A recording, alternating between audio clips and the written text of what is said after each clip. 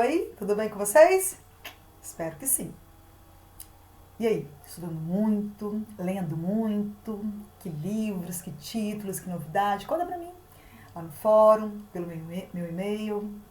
Vou adorar saber, ter papo sobre livros com vocês. Agora vamos falar sério um pouquinho, gente. Quem não estava no ritmo de entregar atividade toda semana, não tinha se organizado para toda semana entregar as atividades, vai ter agora que correr atrás desse prejuízo, porque as aulas elas eram complementares. Neste mês de julho, vocês já sabem disso, já saiu em toda a mídia, a diretora conversou com vocês, as aulas passam a ser obrigatórias, elas passam a contar como letivas. Então, quem já estava no ritmo de toda semana entregar as atividades, só continuar fazendo o que estava fazendo. Mas quem se acomodou ou teve outros motivos para não conseguir entregar essas atividades, tem que correr atrás. Pergunte para mim, para os outros professores, o que pode fazer para recuperar. Alguns já entraram em contato comigo pelo fórum ou pelo meu e-mail particular, pedindo para entregar essas atividades atrasadas. Tudo certo, tudo certo. Mas, como antes elas não eram obrigatórias, não sei se a gente vai poder pontuá-las. Então, fixe mesmo, concentre em si mesmo daqui para frente. O governador disse que de agora para frente elas são obrigatórias, elas serão letivas, então concentre de agora para frente. Se organizem para poder deixar tudo em dia, tá bom? Não vamos nos perder, né? Organizem, nos deem satisfação. A gente sabe que muita coisa está acontecendo, que alguns alunos podem estar passando por dificuldades, familiares que ficaram doentes ou que são doentes, ou outras dificuldades, né? São vários meses, todo mundo tem problema, de vez em quando acontece alguma coisa na família da gente. Então, quando você tiver esse problema assim, pontual, e não está dando conta de entregar uma atividade, um trabalho, fale com a gente, né? Vocês têm lá na lista, no Classroom, nossos e-mails, pode ficar à vontade para falar, ou fale com o pedagogo, que ele passa pra gente, com a pedagoga Regina também, e com o pedagogo Fábio. Fala pra gente saber realmente quem não está devolvendo as atividades por questões sérias, tá bom? Então vamos começar a nossa aula de hoje. Nas aulas anteriores, nós vimos o romantismo. Romantismo, poesia, romantismo, prosa, fizemos aí uma linhazinha do tempo, romantismo pelo mundo. Essas 2 semanas que vocês não tiveram vídeo aula, eu quis que vocês reforçassem o conteúdo aprendido tanto no vídeo 1 quanto no vídeo 2 e exercitassem os exercícios do livro, né? Então, por isso, essa videoaula de hoje vai falar sobre o realismo. Eu não vou listar características do realismo ainda, eu vou fazer uma introdução do realismo, uma introdução diferente. Eu não vou introduzir com listas de características, nada disso. Eu vou introduzir com a obra introdutória do do realismo no Brasil, que é o Memórias Póstumas de Brás Cubas, de Machado de Assis. Esse livro aqui, gente, é genial. Genial como o autor dele, né? O Machado de Assis era fenomenal, o cara. Sou apaixonada por ele. Essa edição aqui pobrinha, feinha, outro dia falei de uma outra edição de outro livro também, né? Mas que bom que eu tenho essa biblioteca reserva na casa da minha mãe. Estou aqui confinadinha, né? Há quase 4 meses. Infelizmente, vou ter que ficar mais um bom tempo. Adoro vir para casa dos meus pais. Mas não nessas condições, né? Chato, mas que bom, né? Vamos agradecer a Deus que eu pude ir para cá, que vocês estão podendo se cuidar. Quem está podendo se cuidar, a gente tem que ser grato também. Não é um momento, assim, ideal, que a gente sonhou, mas poder ficar privado, poder ficar reservado nesse momento do seu lado é também motivo para agradecer. A gente tem que agradecer que consegue não colocar a vida em risco neste momento tão complicado. Verdade? Qual a minha proposta, então, meus amores? Não vou, como disse, listar características agora, mas eu tenho que contar um pouquinho, né? Na cronologia das escolas literárias, uma sucede a outra.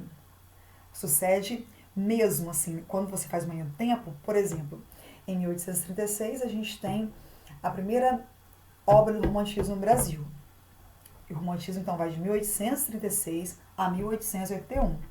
Então, 1881, por que é até 1881? Porque em 1881 a gente tem a primeira obra do realismo no Brasil. E aí você vai tendo assim, um puxando o outro, né? E aí ele vai até 1902. Você tem o pré-modernismo. E assim vai. Claro que nessa lacuna temporal, não se apeguem a essa data assim de maneira tão rigorosa. Você já tinha ali movimentos dentro do movimento, até ele ganhar corpo e ganhar uma obra que o marcasse definitivamente. Mas temporalmente é interessante observar essa sucessão. Não precisa decorar isso não. Mas é interessante saber, por exemplo, que o romantismo é do início do século XIX e que o realismo é do final. Isso sim. Não precisa saber a data decoradinha não. Mas saber que um é do início, o outro é do final, você vai perceber várias diferenças. Você, lembra que eu falei da história? O que estava acontecendo historicamente nesses momentos de começo e início de século? Muita coisa diferente. Por exemplo, quando Machado de Assis escreve, a gente já está próximozinho, né, quando nasce o realismo no Brasil, da abolição. Né? Ele continua escrevendo e a abolição acontece. Então a gente vai ter, em alguns livros, relatos da abolição. Olha que barato. A história está dentro desses livros.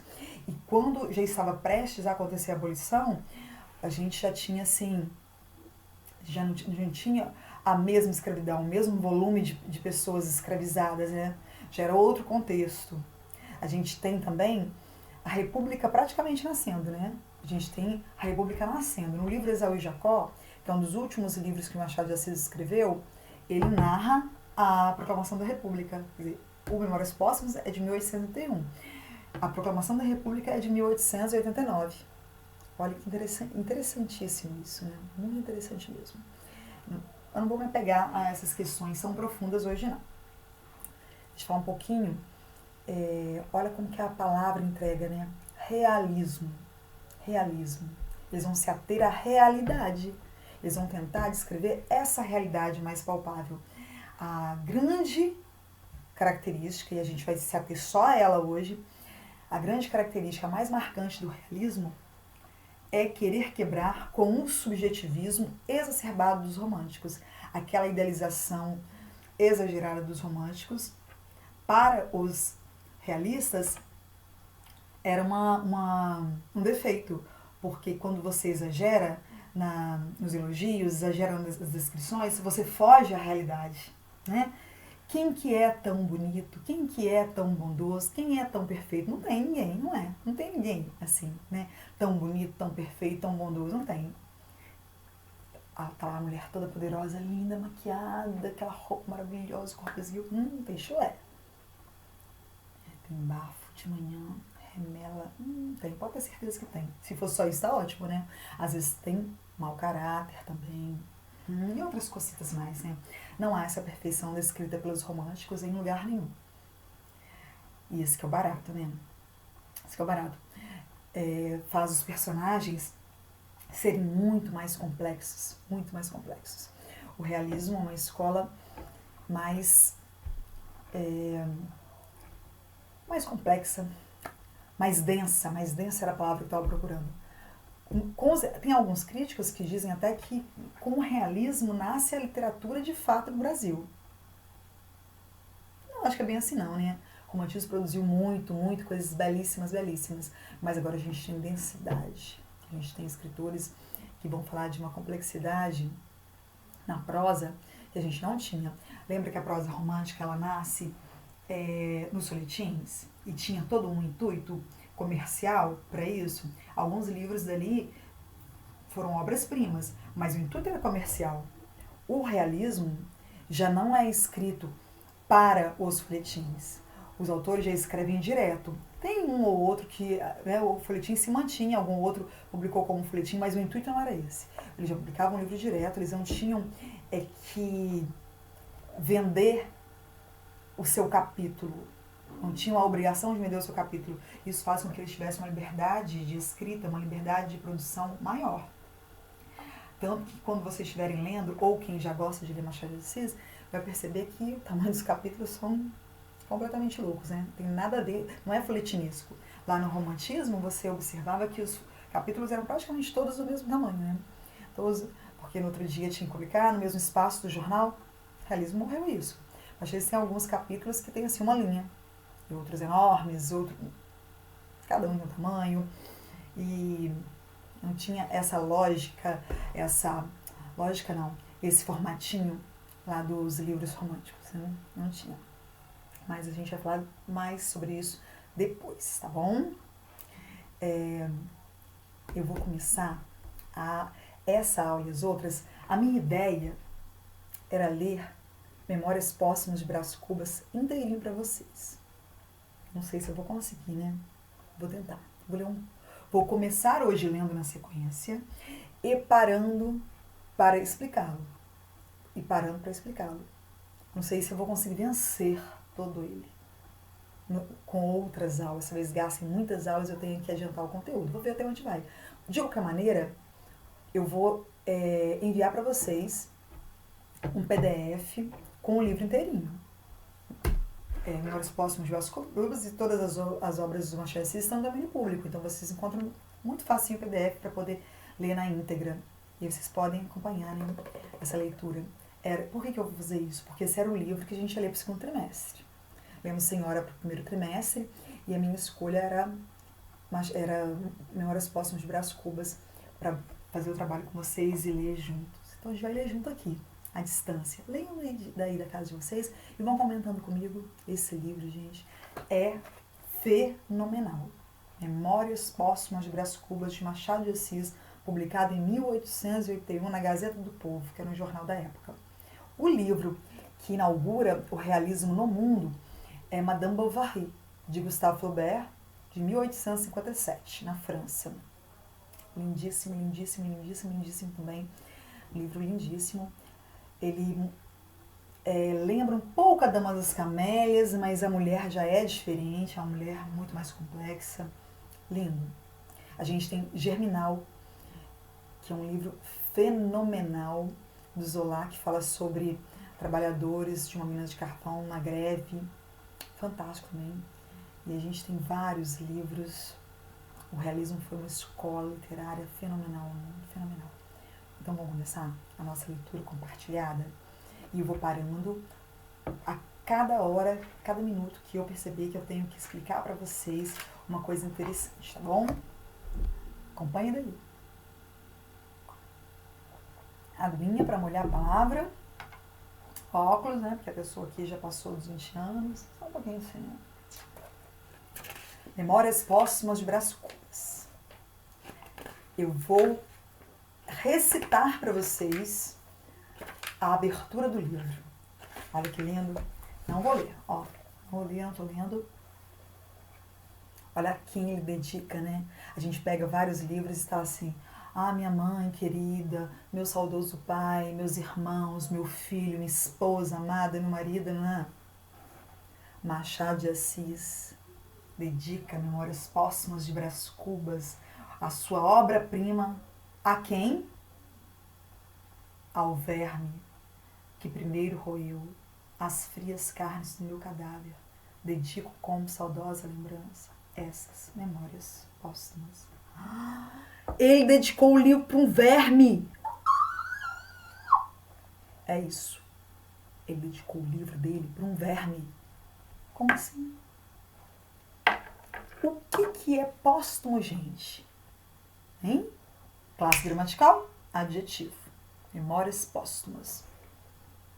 Isso significa o quê? O que é póstumo? Isso aí, depois de morto. Memórias Póstumas de Brás Cubas narra a história de Brás Cubas depois de morto. O cara morre e depois conta essa história. Olha que barato, você imagina a pessoa contar a história dela depois que ela morreu. Nossa, esse livro é... Imagina, bem, que loucura, de onde que o Machado de Assis arrancou essa ideia? Olha que genial. Até então, as histórias eram as mocinhas casadoras que tropeçou no rapaz na rua, e vou casar, não vou casar, sou apaixonado por ele, mas sou pobre, ele é rico, um é índio, o outro é europeu, não pode. Ele quebra com todas essas convenções, toda essa forma tradicional narrativa.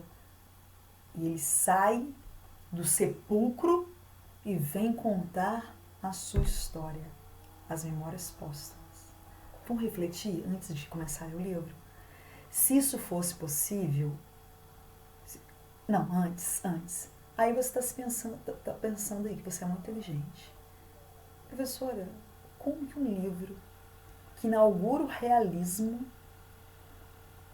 tem um defunto como autor? Como? Totalmente surreal, isso não tem nada a ver com a realidade. O livro não é do realismo? Não é o primeiro livro do realismo? Como que um defunto conta história? Ah, bugou agora, não sei mais nada. É complicado, né? É complicado mesmo. Mas vocês vão entender perfeitamente depois quando a gente estiver lendo. Mas eu vou dar uma adiantadinha aqui. Gente, é uma brincadeira isso, uma metáfora, coisas que a ficção permite. A ficção pode fazer tudo, ai delícia, criar novos mundos e novos personagens. Mas agora pensa o que tem de real. Por que é importante esse defunto autor na obra do Machado de Assis para inaugurar o realismo? O que um defunto tem a esconder? Os outros narradores, Vivinhos da Silva, não podem sair contando sobre tudo, né? Vão sair contando coisas que o coloquem numa situação não tão boa, não tão confortável. E aí? Agora, defunto pode falar sobre o que quiser. Qualquer coisa. Qual é o maior medo que a gente tem? O maior medo de todos? Da morte. Já morreu? Ah, não posso contar isso, porque senão o fulano me mata. Nossa, se soubesse disso.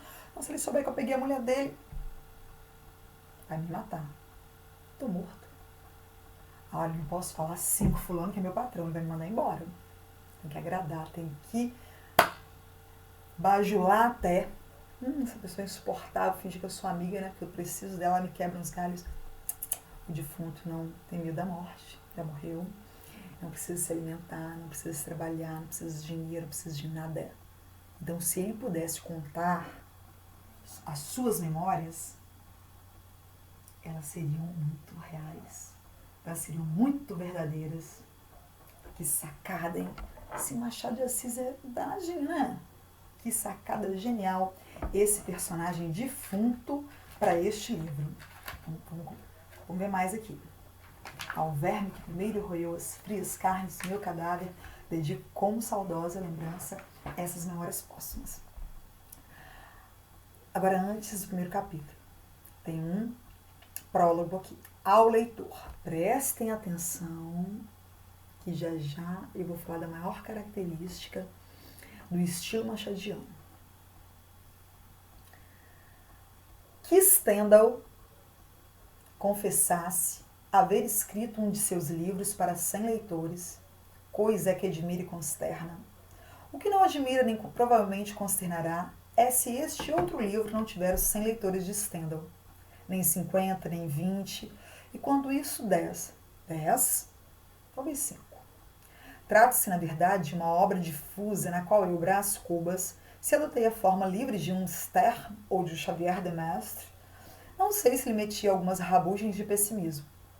Pode ser. Obra de finado. Escrevia com a pena da galhofa e a tinta da melancolia. E não é difícil antever o que poderá sair desse conúbio. Acresce que a gente grave achará no livro umas aparências de puro romance, ao passo que a gente frívola não achará nele esse romance usual. Ele aí fica privado da estima dos graves e do amor dos frívolos, que são as duas colunas máximas da opinião. Mas eu ainda espero angariar as simpatias da opinião. E o primeiro remédio é fugir a um prólogo explícito e longo. O melhor prólogo é o que contém menos coisas, ou o que as diz de um jeito obscuro e truncado. Conseguintemente, evito contar o processo extraordinário que empreguei na composição dessas memórias. Trabalhadas cá no outro mundo. Seria curioso, mas nimiamente extenso. E, aliás, necessário ao entendimento da obra. A obra em si mesma é tudo. Se te agradar, fino leitor, pago-me da tarefa. Se não te agradar, pago-te com parote e adeus. Brás Cubas. A gente tem que ir uma metalinguagem, né? Porque ele apresenta a nós um livro que a gente está lendo. E a gente sabe que escreveu o livro que a gente está lendo é Machado de Assis, mas a gente está no livro do Brás Cubas, né? Ó, o código dentro do código, até lá do primeiro ano. Meus amores, este prólogo é altamente irônico. Ironia é a figura de linguagem do Machado de Assis, foi ele que inventou. Ele é o mestre da ironia. Mas tem ironia aí, professor, eu não percebi. E tudo bem não perceber. Sabe por quê? Porque ele é muito refinado, é um autor muito refinado, para leitores refinados que vocês serão um dia. Vou ajudá-los nessa tarefa. Quando ele começa ali, ó, quando Stendhal escreveu Vermelho e Negro, disse que era para 100 leitores. Gente, presta atenção, deixa eu falar para vocês. Stendhal é um dos maiores escritores de todos os tempos da literatura mundial. Vermelho e Negro é um dos maiores clássicos da literatura de todos os tempos. Presta atenção. O Stendhal, lá em 1830, quando foi publicado Vermelho e Negro, ele disse que aquele livro alcançaria uns 100 leitores. Isso quer dizer, gente, que quer dizer que o livro é ruim, não, tá?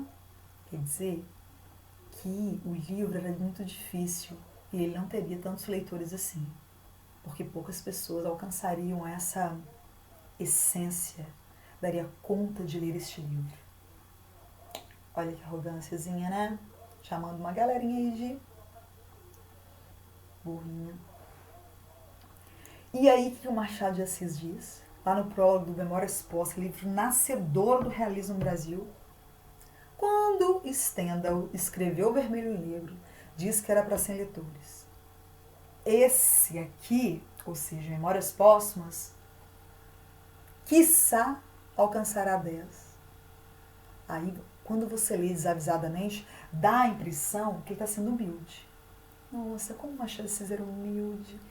Ele disse que o livro não vai fazer sucesso e só 10 pessoas vão ler, tadinho. Não vai ser vendido, né? Tadinho. Machado de Assis, já no prólogo de Memórias Póstumas, sabia da grandiosidade de sua obra. Sabia que ele estava escrevendo era a sua obra-prima. E quando ele compara o livro dele a Stendhal e diz que vai ter menos leitores ainda, ele quer dizer que o livro dele é muito mais genial que o Vermelho e Negro. E que por isso, que se só 100 deram conta de ler o Vermelho e Negro, só 10 vai dar conta de ler Memórias Póstumas. Porque ele é muito melhor. Porque ele é pra gente muito mais inteligente. Ai, uma humildade aí, hein? Cara, tão genial. Fosse humilde um pouquinho. Esse é perfeito, mas como a gente já aprendeu, né? Com o romantismo não existe perfeição, né? Vamos ficar aqui com a nossa realidade. Que agora é o realismo que comanda e é bom. Porque a gente vai se ver nesses personagens. Legal, né? E no final ali, quando ele diz: se te agradar, filho leitor, pago-me da tarefa de ter escrito o livro. Se não agradar, dou-lhe um parote a Deus. Parote, né? Educadinho, né? Um livro bem antigo, acontece assim, ó, banana pra você. Tô nem aí. Se agradar, ok. Se não agradar, problema seu, né? Aqui, ó, tem inteligência pra me entender. Ô, Machado, humildadezinha, hein? Paixãozinha da minha vida.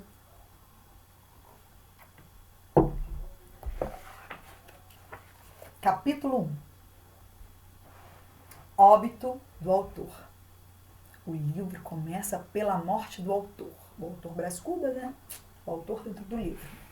Olha que interessante que é esse capítulo, meus amores. Presta atenção. Há algum tempo, hesitei se devia abrir essas memórias pelo princípio ou pelo fim. Isto é, se poria em primeiro lugar o meu nascimento ou a minha morte. Suposto o vulgar seja começar pelo nascimento, duas considerações me levaram a adotar diferente método. A primeira é que eu não sou propriamente um autor defunto, mas um defunto autor, para quem a campa foi outro berço. A segunda é que o escrito ficaria assim mais galante e mais novo.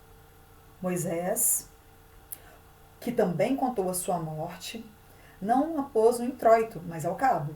Diferença radical entre este livro e o Pentateuco. O Pentateuco, vocês sabem, né? São os 5 primeiros livros da Bíblia. Moisés, bíblico lá, né? Contou a morte dele também. Está lá se comparando com a Bíblia. Dito isto, expirei. Foi-se. às 2 horas da tarde de uma sexta-feira do mês de agosto de 1869, na minha bela chácara de Catumbi. Tinha uns 64 anos, rijos e prósperos. Era solteiro, possuía cerca de 300 contos e foi acompanhado ao cemitério por 11 amigos. 300 contos era muita grana na época, tá? Ele era riquinho. Nosso querido Brás Cubas. 11 amigos. Enterro com as pessoas é bom, gente. Essa aí. Verdade é que não houve cartas nem anúncios. Acresce que chovia. Desculpando aí, né?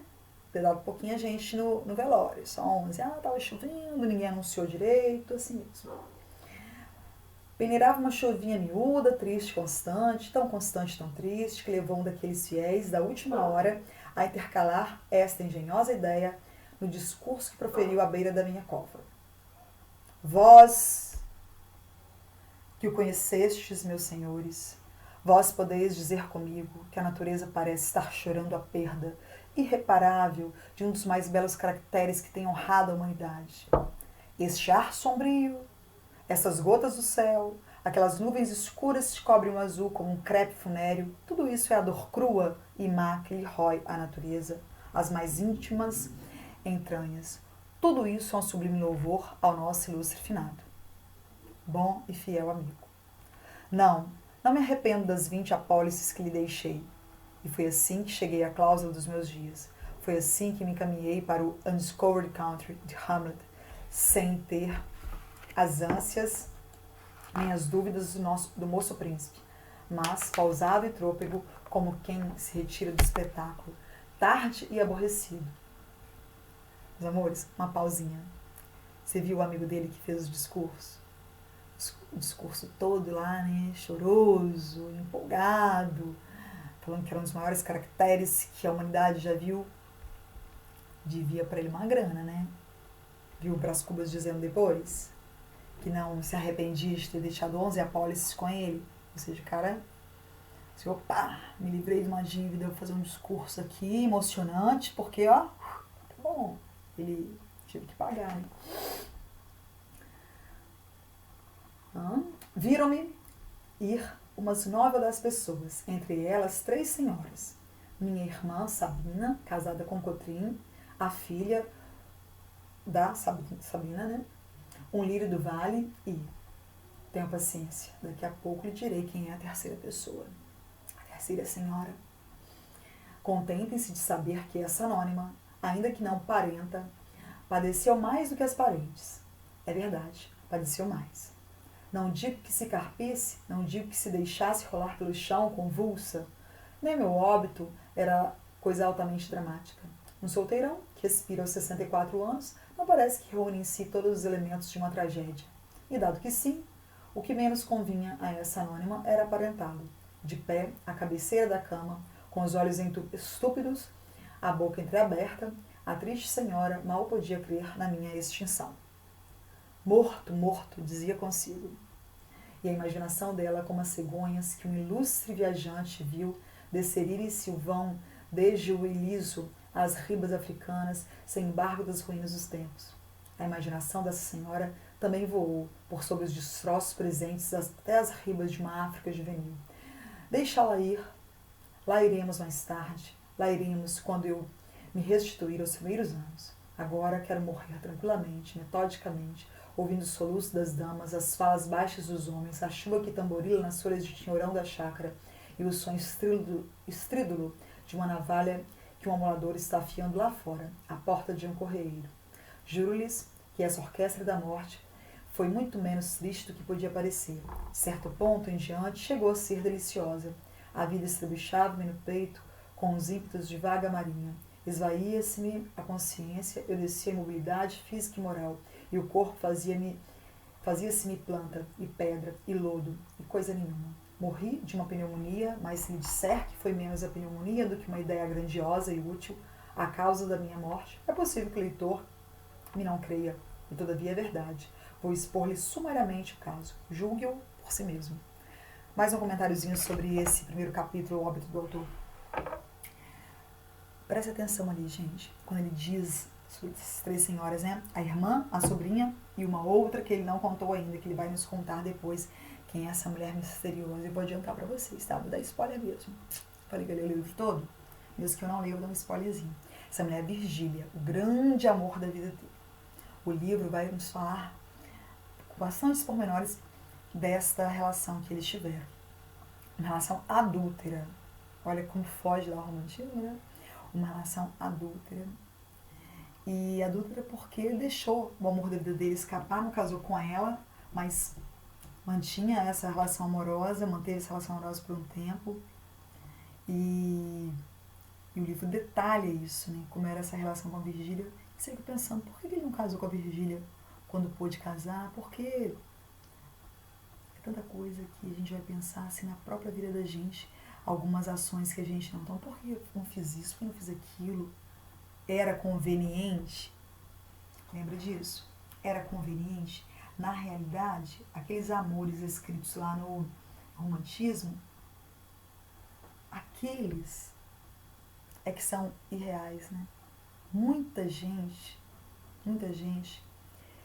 tem medo de ter a vida que gostaria de fato por conta das convenções, das conveniências.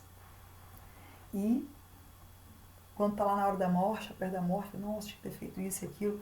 E a gente vai ver essas reflexões aqui nesse livro do defunto autor, né, do Brás Cubas.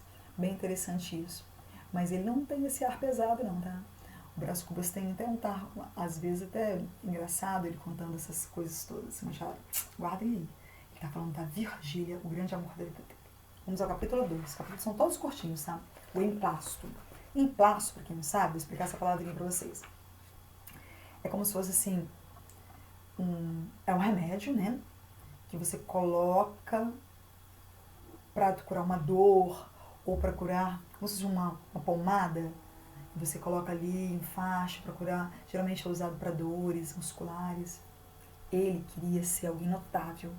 Em algum momento da vida ele queria fazer uma coisa assim que ia ficar marcado para a história da humanidade. Então ele resolve inventar um emplasto que curaria todos os males. Todos os males. Ia ser assim, a grande invenção da medicina. A grande revolução da medicina. E o Brás Cubas era médico. O Brás Cubas era cientista. Não era não. Que ideia é essa do Brás Cubas, né? De inventar esse emplasto que curaria todos os males. Pensa bem, né, gente? Presta nesse capítulo. O emplasto. Com efeito, um dia de manhã, estando a passear na chácara, pendurou-se uma ideia no trapézio que eu tinha no cérebro. Imagina, o cérebrozinho com o trapézio dentro. A ideiazinha balançando. Uma vez pendurada, entrou a bracejar, a pernear, a fazer mais arrojar as cabriolas de volatim que é possível crer. Eu deixei-me estar a contemplá-la. Súbito, deu um grande salto. Estendeu os braços e as pernas até tomar a forma de um X. Decifra-me ou te devoro. Olha que interessante. Ele personificar a ideia dele, né? Como se fosse uma criança no trapézio, um circo, fazendo uns números e esse número só ia aumentando o grau de dificuldade e até ela dizer para ele, decifra-me ou te devoro. O enigma da esfinge. Conhecem, né?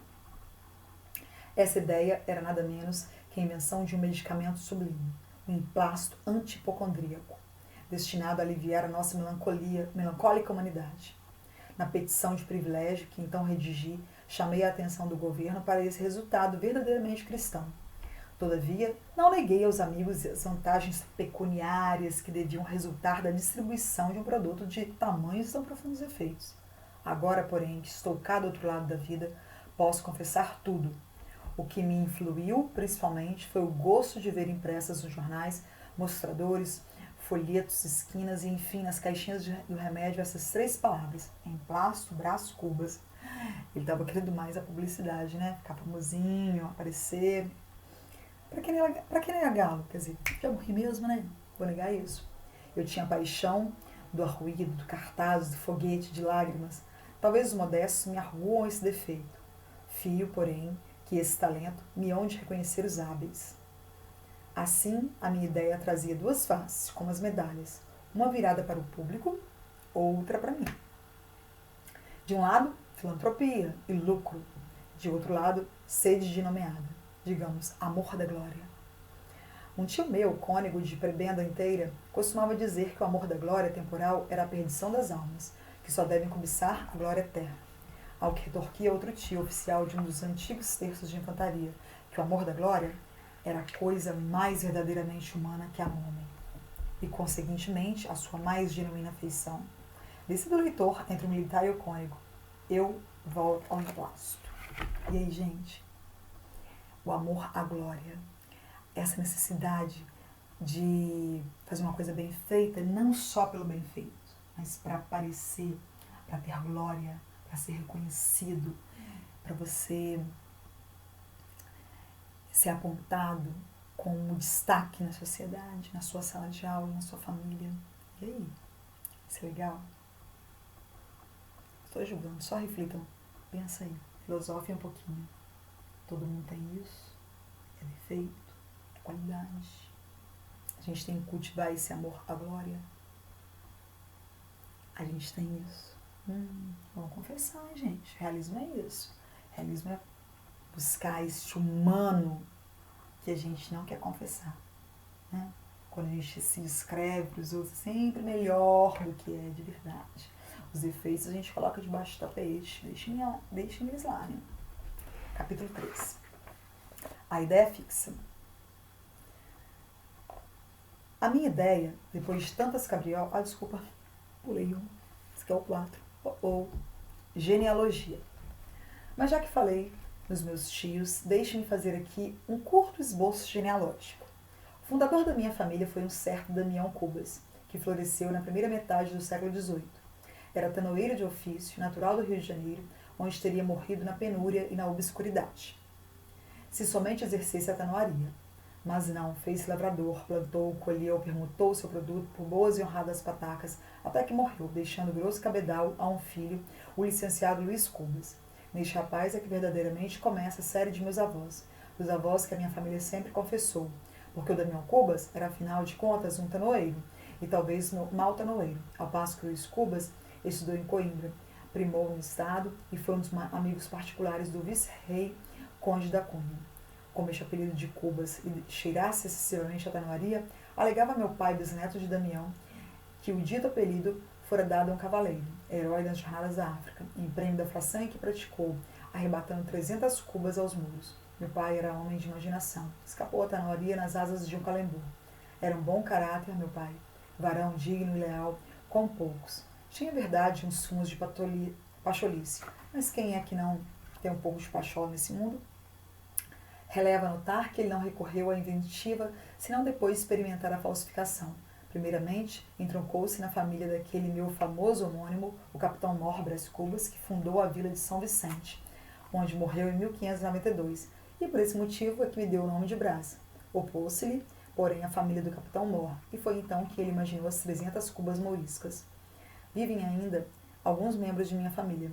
Minha sobrinha Venância, por exemplo, o lírio do vale, que é a flor das damas do seu tempo. Vive pai, o Cotrim, o sujeito que... melhor deixa pra lá. Mas não antecipemos sucesso. Acabemos de uma vez com o nosso emplasto. A genealogia, né, a história da família dele, repara que ele nega ali, né? Não só ele, a família nega o fundador de fato. Porque o fundador de fato, ele faz... A família dele é família rica, né? Da alta sociedade. Eles negam o fundador original porque ele consegue esse dinheiro que vai arrastando as gerações, que vai repassando pelas gerações com o fruto do trabalho. A pessoa simplória, que tem um ofício simplório e com muito esforço, com muito trabalho, fica rico. Mas observaram no discurso dele que quem vai ser reconhecido como fundador de fato é o outro, é o Luiz. Porque esse já tinha o dinheiro, já estava assim, lapidado, né, socialmente, desse não tinha que se vergonhar. Olha que interessante, a gente começa a observar esses valores já no nosso personagem, o Brás Cubas, que ele não tem valores tão bons, né? Que família é essa que incutiu esse tipo de valor nele? Já nega esse parente fundador, porque era o simplório, era o pobre. Não são valores bonitos, né? Quando a gente estava fazendo romantismo, lembra? A idealização, a bondade acima de todas as coisas, a honestidade. A igreja coloca de lado. Não, isso aí não é bonito de lembrar, não.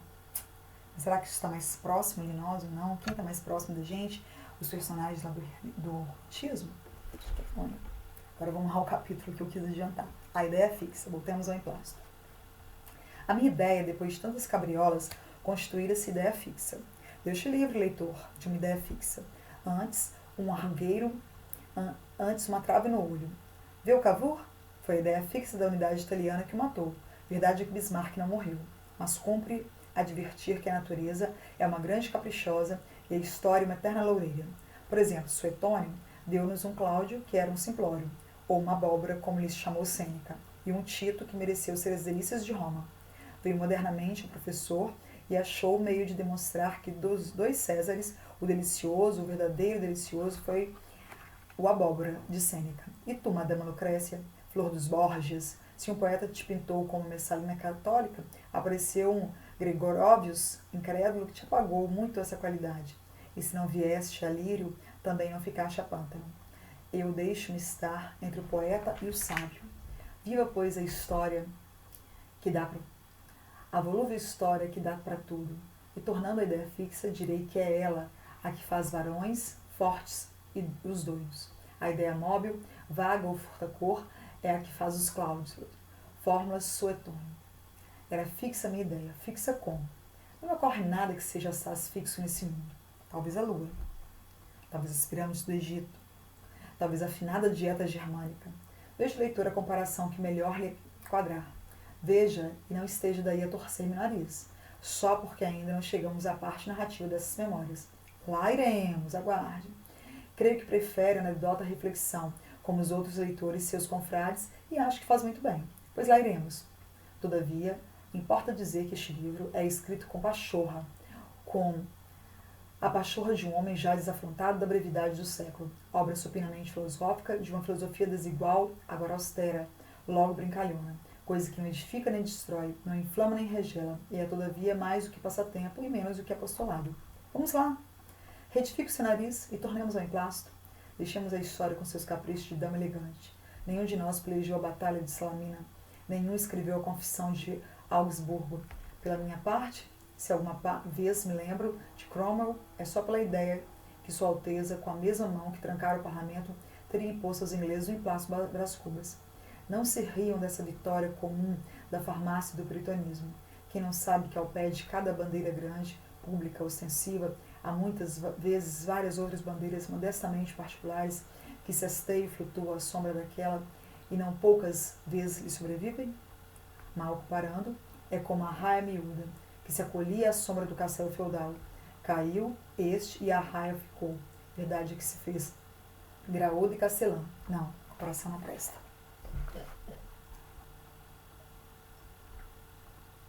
Olha quanta coisa que ele disse aqui, gente. Primeiro, quero que vocês guardem. E assim a gente guarda melhor as características. Eu falei da ironia dele, né, que é uma característica realista, especialmente de Machado de Assis, e essa conversa com o leitor. Né?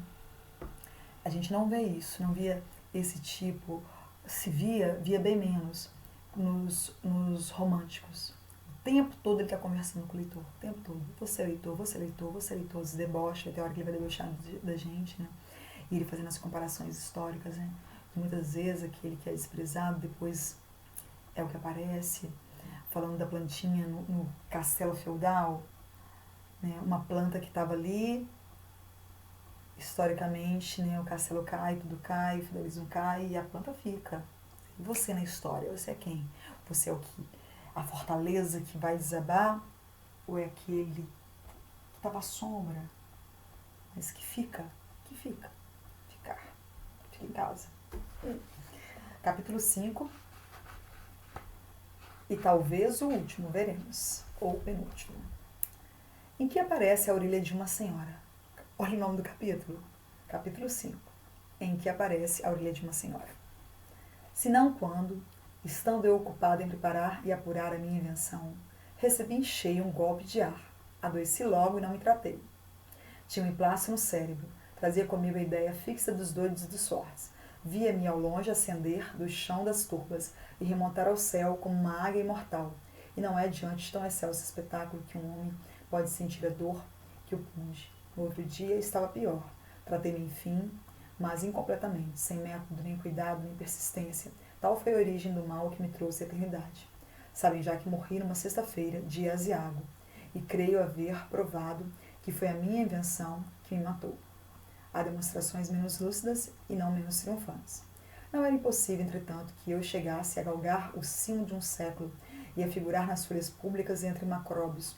Tinha saúde e robustez. Suponha-se que, em vez de estar lançando os alicerces de uma invenção farmacêutica, tratava de coligir os elementos de uma instituição política ou de uma reforma religiosa. Vinha a corrente de ar de que vence em eficácia o cálculo humano, e lá se ia tudo. Assim corre a sorte dos homens. Com essa reflexão, me despedi eu da mulher, não direi mais discreta, mas com certeza mais formosa entre as contemporâneas suas. A anônima do primeiro capítulo, a tal cuja imaginação é semelhante das cegonhas do Iliso. Tinha então 54 anos. Era uma ruína, uma imponente ruína. Imagine, leitor, que nos amamos, ela e eu, muitos anos antes, e que um dia, já enfermo, vejo-a assomar à porta da alcova. Olha, interessante. Ele fala de novo dessa mulher, né, da Virgília, que eu já adiantei. 54 anos, ele 64, 10 anos mais velho que ela, então. Ele adoece quando ele tem a ideia do emplasto, e aí, feliz com a ideia, ele vai tomar uma brisa. Aí ele abre a janela do quarto dele e vem um vento gelado que o adoece. E aí ele morre de pneumonia. Ele está dizendo que o que matou ele foi a pneumonia ou foi o emplasto, né? Capítulo 6. Vou ler para vocês. Esse capítulo, ele tem o título está em... Deixa eu achar aqui, só um minutinho. Está em latim. Deixa eu achar para vocês já o significado dele. Deixa eu achar. Tananim, tananão, capítulo 6, se acha.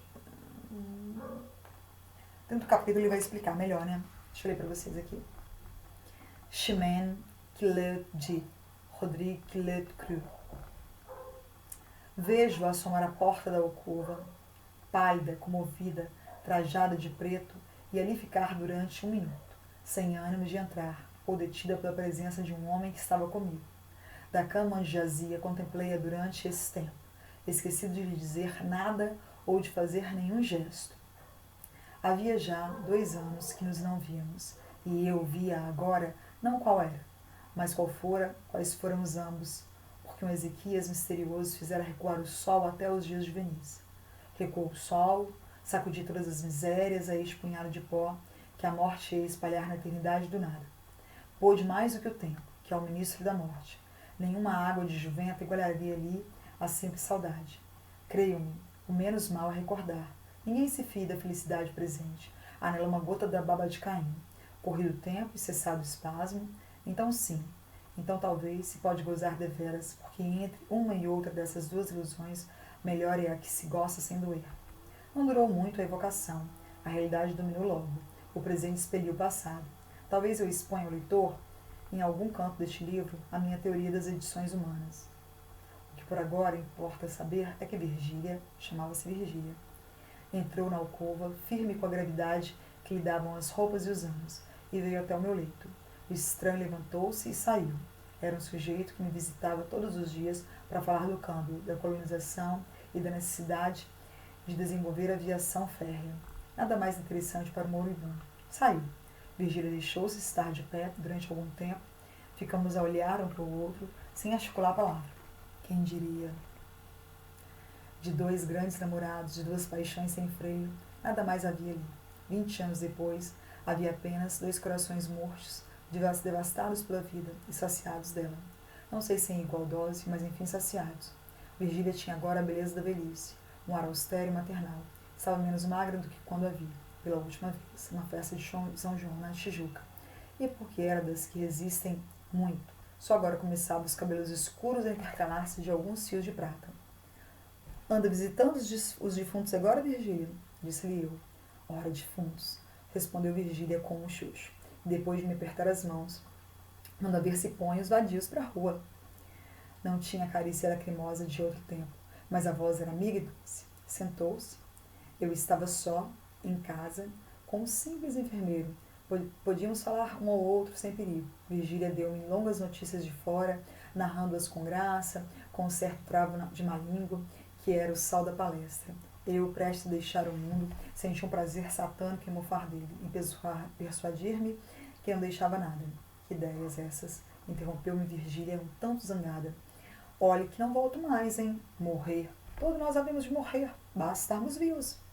E vendo o relógio. Jesus, são 3 horas, vamos embora. Já? Já. Virei amanhã ou depois. Não sei se faz bem, retorqui. O doente é um solteirão e a casa não tem senhoras. Sua mana, há de vir cá passar uns dias, mas não pode ser antes de sábado. Virgília refletiu um instante, levantou os ombros e disse com gravidade. Estou velha. Ninguém mais repara em mim. Mas para cortar dúvidas, virei com Nhonhô. Nhonhô era um bacharel, o único filho de seu casamento, que na idade de 5 anos fora cúmplice inconsciente de nossos amores. Vieram juntos, 2 dias depois, e confesso que ao vê-los ali, na minha alcova, fui tomada de um acanhamento, que nem me permitiu corresponder logo às palavras afáveis do rapaz. Virgília adivinhou-me e disse ao filho, Nhonhô, não repares nesse grande manhoso que aí está. Não quer falar para fazer crer que está à morte. Sorriu o filho. Eu creio que também sorri. E tudo acabou em pura galhofa. Virgília estava serena e risonha. Tinha um aspecto das vidas imaculadas. Nenhum olhar suspeito, nenhum gesto que pudesse denunciar nada. Uma igualdade de palavra e de espírito, uma dominação sobre si mesma que pareciam e talvez fossem raras. Como tocássemos casualmente nos amores ilegítimos, meio secretos, meio divulgados, via falar com desdém e um pouco de indignação da mulher de que se tratava, aliás, sua amiga. O filho sentia-se satisfeito ouvindo aquela palavra digna e forte, e eu perguntava a mim mesmo o que diriam de nós os gaviões se Buffon tivesse nascido gavião. Era o meu delírio que começava. O capítulo 7 chama delírio. Por isso que ele disse, é meu delírio que começava. Aí dá início ao capítulo 7. Deixa eu fechar com vocês aqui. Até esse, né? Vou fazer pelo menos mais uma videoaula de leitura do livro, tá bom? Por favor, tenham paciência. Então a Virgília foi visitá-lo no leito de morte. Ele estava bem doente, a Virgília vai lá visitar e tem um tempo que ele não a viu. Ele falou que ela estava menos magra. E aí ele fala, ó, você vai vir sozinha? Essa casa não tem mulher, né? Não vai pegar bem a minha, repara mais em mim. Gente, aí ele conta que eles já foram, que eles se gostaram muito, né? Mas o que aconteceu? Por que eles não ficaram juntos? Essa narrativa não caberia no romantismo, né? Ou eles ficariam juntos ou um dos dois ia morrer. Ou morre a menina, ou morre ele.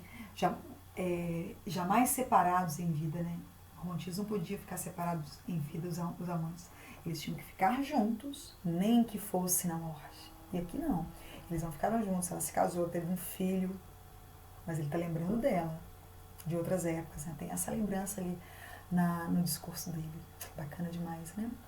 Espero que vocês estejam gostando, tá? Quero plateia aqui no próximo vídeo. Meus amores, prestem atenção então. Olha, algumas observações. Por favor, façam as atividades que estão sendo encaminhadas. Se tiverem dúvidas, perguntem no fórum, perguntem por e-mail. Por favor, tá? Não vamos desistir agora. Façam isso, tenham essa rotina. Assistam as videoaulas, minhas e as outras que eu posto também, né? De aulas boas de outros professores. Se cuidem muito, muito, muito, muito mesmo, tá bom? Pra gente poder voltar, quando nós voltarmos, todos com saúde e com histórias que não sejam tristes para contar, né? Se tiver, também a gente conta, né? Mas vamos torcer e fazer de tudo para não ter história tão triste para contar dessa pandemia, que a gente sobreviva bem e resista.